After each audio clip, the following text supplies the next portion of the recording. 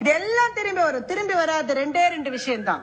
வாயிலிருந்து விழுந்து விட்ட வார்த்தை திரும்ப வராது. வாயிலிருந்து விழுந்து விட்ட வார்த்தை திரும்ப வராது. நான் கல்லூரியில படிக்கிற போது எங்க அம்மாட்ட ரொம்ப அலட்சியமா நடந்துப்பேன். நம்ம எல்லாருமே அப்படிதானே நடந்துக்கிறோம்ல. அம்மானா ஒரு அலட்சியம் தான். என்னம்மா பண்ணிருக்க? இட்லி சட்னி பண்ணிருக்கேம்மா. வேண்டாம், எனக்கு வேண்டாம், எனக்கு பிடிக்காது. இட்லி பொடி தான் எனக்கு பிடிக்கும். உன்னை யார் சட்னி பண்ண சொன்னது? எனக்கு வேணாம். நம்ம எல்லாரும் பேசுறோம்ல, அம்மாட்ட இப்படிதான் பேசுவோம். எங்க அம்மா உடனேயே மிளகாவை வறுத்து இடிச்சு, இந்த அம்மா இந்த புத்தி உனக்கு முன்னாடியே வந்திருக்கலாம்ல அப்படின்னு நான் கேட்டிருக்கேன் எங்க அம்மாட்ட. இப்போ இங்க நிறைய ஆசிரியைகள் பெண்கள் இருக்கீங்க, உங்களுக்கு தெரியும். நீங்க எல்லாரையும் கேட்டுக்கிட்டே இருப்பீங்க. நீங்க சாப்பிட்டீங்களா, நீங்க சாப்பிட்டீங்களா, கணவரை கேட்பீங்க, பிள்ளைகளை கேட்பீங்க, வீட்டுல வேலை செய்யற அம்மாவை கேட்பீங்க. நீ சாப்பிட்டியான்னு உங்களை கேட்கறதுக்கு யாரும் கிடையாது, ஒருத்தர் கூட கிடையாது.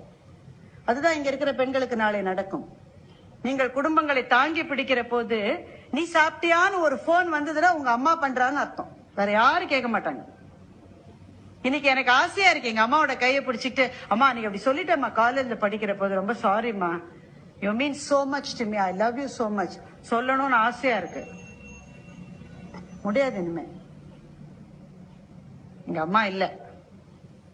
நான் எனக்கு கடவுள் கொடுத்திருக்கிற பணம், பதவி, புகழ், செல்வாக்கு எல்லாத்தையும் கொடுக்க தயாரா இருக்கேன். ஒரு 5 நிமிஷம் எங்க அம்மாவை திருப்பி கொடுத்தா எனக்கு போறோம். எல்லாத்தையும் கொடுக்கறேன். எங்க அம்மா வேணும் திரும்ப. ஒரே ஒரு தடவை நன்றி சொல்லணும். முடியாது. இப்ப உங்க எல்லாரும் நீங்க எல்லாம் கொடுத்து வச்சவங்க, இப்போ அதிர்ஷ்டசாலிகள். பக்கத்திலேயே அப்பா அம்மா இருக்காங்க. கையை கெட்டியமா பிடிச்சுக்குங்க. முடிஞ்ச மட்டும் எப்பெல்லாம் முடியுமோ அப்பெல்லாம் தேங்க்யூன்னு சொல்லுங்க அம்மாட்ட. சி லூஸ் மாதிரி பேசாதானே தான் அம்மா சொல்லும். அப்படிதான் அதுக்கு பேச வரும். இருந்தாலும் அம்மாட்ட சொல்லுங்க, கட்டி பிடிச்சுக்குங்க. அப்பாவோட பேசுறதுக்கு, அதுவும் ஆண்களுக்கு ரொம்ப தயக்கம். வீட்டுல இருக்கிற ஒரே வில்லன் யாருன்னா அப்பா தான். ஒரே வில்லன் அந்த ஆள் தான்.